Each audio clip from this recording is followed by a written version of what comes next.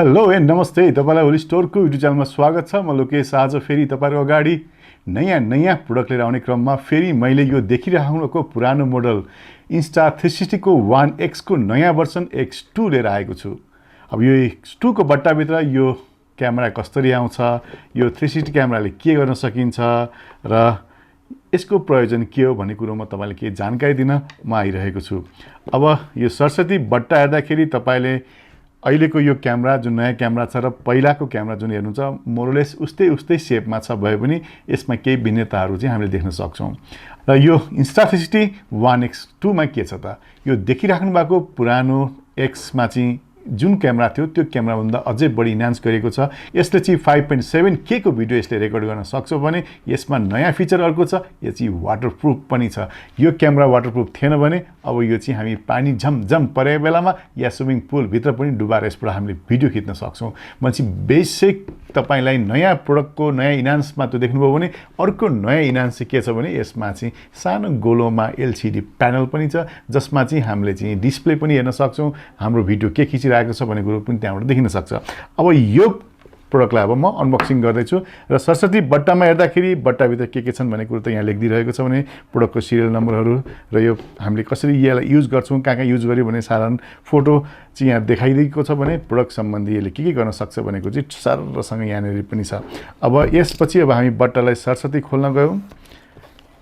Sir plastic काट्दै छु म अब टक्क वाउ। अब यो क्यामेरा कस्तो छ अब हामी हेर्नतिर लागिरहेका छौं। अब हेरौं अब ठ्याक्कै जा ओहो ल हामीले ओहो यहाँ भित्र पनि क्यामेराको सेफ्टीको लागि प्रोटेक्सनको लागि कस्तो मजाले चाहिँ यहाँनेरि प्याकिङ गरेको रहेछ। अब एकछिन हामी यसलाई यता राखौं र यो बट्टामा हामी सर हेर्दाखेरि चाहिँ सबैभन्दा पहिला हामीले क्यामेरै देख्छौं र यो क्यामेरा हेर्दाखेरि चाहिँ यो जुन हाम्रो क्यामेरा छ मोरलेस उस्तै क्यामेरा छ भने यसमा चाहिँ हामीले यहाँ पहिला चाहिँ LED डिस्प्ले मात्रै हुन्थ्यो भने अब चाहिँ यहाँ LCD प्यानल डिस्प्ले नि हामीले यसमा पाउँछौं। र अब हामी यो क्यामेरा निकाल्न जाउँ। अब क्यामेरा सर निकाल्दै छु म। वेट पनि राम्रै छ, पहिलाको भन्दा अलिकति बढी वेट छ र हुन सक्छ यो वाटरप्रुफको केसले गर्दाखेरि यसलाई चाहिँ यो बडीलाई चाहिँ एकदम सोलिड राम्रोसँग बनाएको छ भने र यसमा चाहिँ नयाँ फिचर के छ भने यसको चारैतिर चाहिँ माइक्रोफोन पनि जडित छ जसले गर्दाखेरि चाहिँ 360 साउन्ड चाहिँ यसले कभर पनि गर्छ। र यो देखिराख्नु भएको क्यामेरा यही नै हो। यहाँ सर हेर्नुहुन्छ भने चाहिँ यहाँनेरि चाहिँ पावर स्विच गर्ने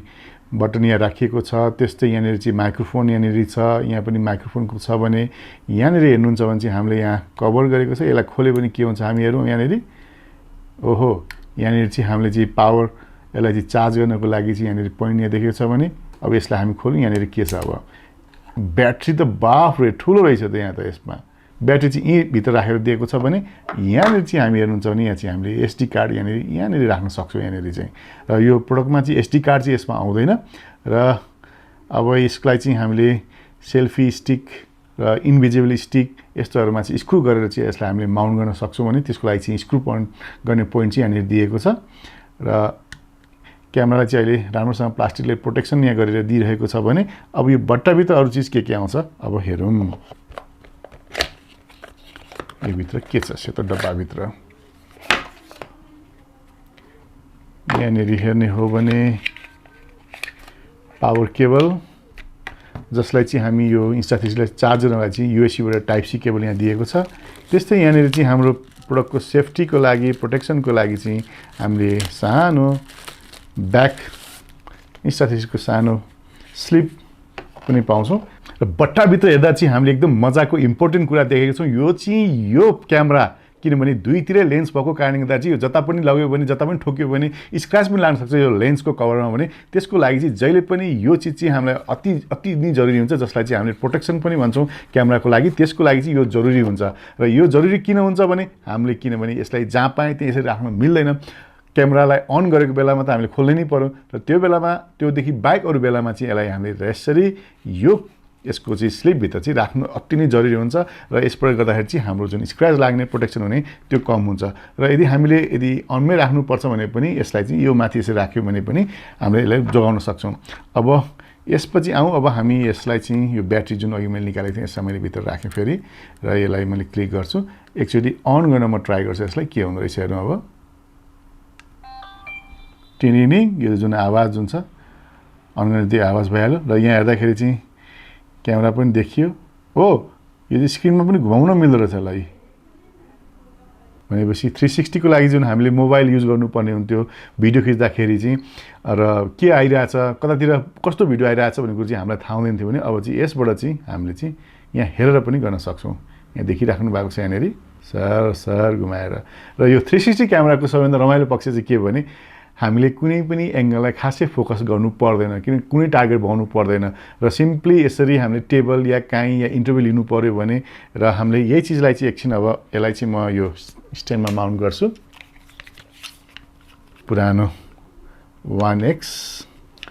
र यो नयाँ 1x अब मैले यसलाई चाहिँ यहाँ माउन्ट गरेँ र यहाँ मैले राखिदिएको छु र हामी कहीँ कुनै चीजको इन्टरभ्यू लिनु पर्यो दुईजनाको भिडियो खिच्नु पर्यो भनेपछि हामीलाई चाहिँ नर्मली दुईटा क्यामेरा चाहिन सक्छ भने यो बेलामा चाहिँ हामीले एउटै यो क्यामेरा युज गर्यो भने उताको पनि यताको पनि यताको पनि यताको पनि जताको पनि यसले चाहिँ क्याप्चर गरिरहेको हुन्छ जसमा चाहिँ अहिले यसमा पनि चारैतिर माइक्रोफोन राखेको छ जसले गर्दाखेरि चाहिँ वरिपरिको साउन्ड पनि यसले क्याप्चर गरिरहेको हुन्छ भनेपछि एउटा क्यामेरा 360 को एउटा क्यामेराले गर्दाखेरि हामीसँग भएको कुनै पनि इभेन्टका कुना-कुनाका वरिपरिका दृश्यहरू चाहिँ कुनै पनि छुट्दैन हुन त मैले यहाँ क्यामेरा राखेको छु मेरो पछाडीको त यसले खिच्दैन तर मसँग त खिच्छ भनेपछि यहाँदेखि अब कुनै क्यामेरा राख्यौँ हामीले यसलाई मैले यतातिर फोकस गरेँ भने मेरो त खिचिरहेको हुन्छ तर उतातिरको खिचेको हुँदैन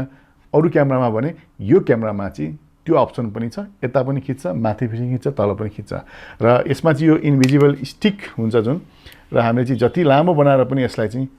भिडियो खिच्न सक्छौं र यस्तो लामो बनाएर चाहिँ यसरी खिच्छौं हामीले चाहिँ जुन भिडियो यसरी गर्दाखेरि चाहिँ हाम्रो परबाट खिच्ने जुन क्यामेराम्यान नहुँदाखेरि पनि सिंगल आफैले पनि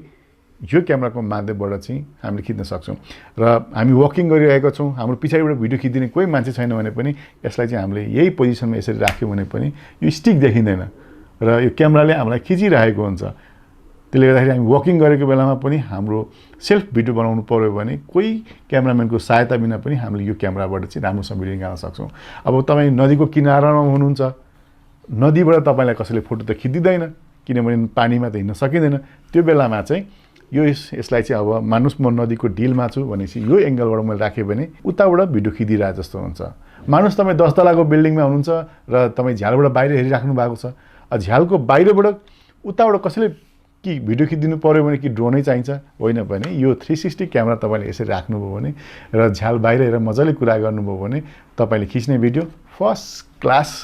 10 तला माथि एक्लैले बनाउन सक्नुहुन्छ बिना ड्रोनको सहायताले 360 क्यामेराको चाहिँ एक मेन विशेषता भनेको चाहिँ के भने कहिलेकाहीँ चाहिँ फेक ड्रोन शट पनि हामी भन्छौं कति ठाउँमा चाहिँ हामीले ड्रोन उडाउन पनि मिल्दैन त्यो ठाउँमा चाहिँ क्यामेरा लिएर जानु पर्यो भने यो क्यामेरालाई डबल स्टिक राखेर हामीले अलि अग्लो तरिकाबाट पनि माथिबाट खिच्दियो भने चाहिँ एकदम फेक ड्रोन शटहरु जस्तो पनि यो क्यामेराले निकालिदिन्छ हामीलाई लाग्छ त्यो चाहिँ खासमा ड्रोनबाटै खिचेको भिडियो हो जस्तो लाग्छ भने तर वास्तवमा त्यो चाहिँ 360 क्यामेराले खिचिरहेको हुन्छ भनेपछि यो 360 क्यामेराको उपयोग हामीले धेरै किसिमले गर्न सक्छौं हाम्रो अफिसको भयो हाम्रो घरको भयो हाम्रो भनौं गार्डनको भयो या केही पनि चीजको हाम्रो जस्तो शोरूमकै भयो सबै एंगलको भिडियो यदि कसैलाई देखाउनु छ प्रेजेन्टेसन गर्नुपर्ने छ भने कति किसिमले हामीले ट्याग भिडियो खिच्नु पर्छ भने यसलाई सिंगल एउटा भिडियो क्याप्चर गरेर 360 मा हामीले अपलोड गरेर मजाले हामीले घुमाई